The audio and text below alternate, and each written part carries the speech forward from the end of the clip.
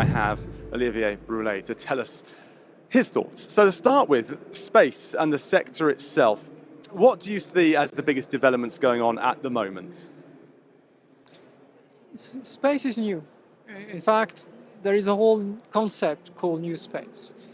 It is new because firstly, the changes in the business model and players are enabling much cheaper launch of satellites. And this reduction of the cost enables a lot more players to be involved beyond the traditional big national agencies and big payers. That was mostly driven by the NASA and the emergence that you saw of the three billionaires ventures. But SpaceX, for sure, is a major game changer, enabling this lower cost and a whole series of players to set up new satellites, launch them, and develop applications for the whole world. That's the major first. The second is, based on this, then there's new money. Venture capital, private equity firms are fueling it. And associated with it, a whole ecosystem of private-public companies, partnerships, arrangements, enabled to have a complete different cost risk and reward scheme that can be tailored in such a way that opportunities can be chased. There's also new technologies and the fact that the mega constellations of satellites are going to bring the opportunity to get internet access to everyone. Everyone, every man, every machine, and therefore the world of opportunities is limitless thanks to this. And so with that in mind, how is space becoming more accessible? What are the different opportunities out there? Yeah, so it's accessible for all those players from big new countries, let's say the new entrants into the space sector. Talk about Bahrain, talk about the United Arab Emirates. The whole GCC countries are keen on entering the space as a key diversification from their oil industry. They have high ambition, they have the means of their ambition, and now they're rolling. They're rolling by themselves, they're attracting investors, they're attracting new talent, they're attracting entrepreneurs.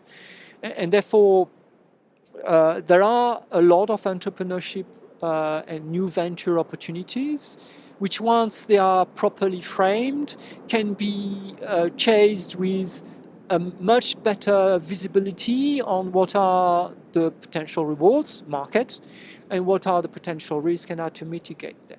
That's the big changer. It's such an all-encompassing thing, isn't it? The space industry, it changes so much. But what are the biggest challenges that you think the space industry faces in the next few years moving forwards? Thank you. The number one challenge would be talent, attracting talent that are ready to invest their time and careers into it. And that's what we've been discussing at this show previously.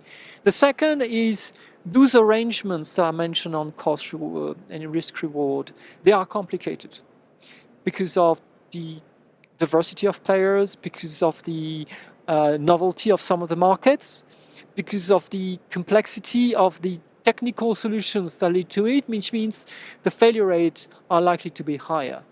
And therefore, the setup of the private-public partnerships and other VC arrangements are more complicated in any other industry.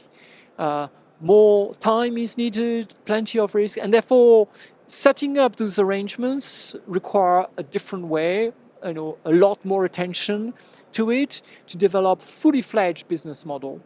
That's the number one, an arrangement.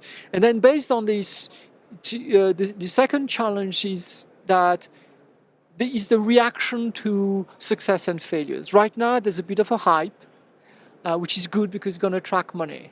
There will be failures, that's inherent, and higher failure rate than in other industries. That is at that moment that the hype effect should not turn into full trough of disillusionment, as Gartner coined it. That is when it'll be important for all players to say, we knew it would happen, we are covered in our arrangement and risk, we know how to overcome, and we're not stopping. We are continuing. And all that is set at the current geopolitical backdrop at the moment, which is, throwing up quite a few challenges. Opportunities is another word for that one, obviously, but challenges along the way. So how important is it now that we see the industry working together with businesses rather than looking out for their own nations that they're representing?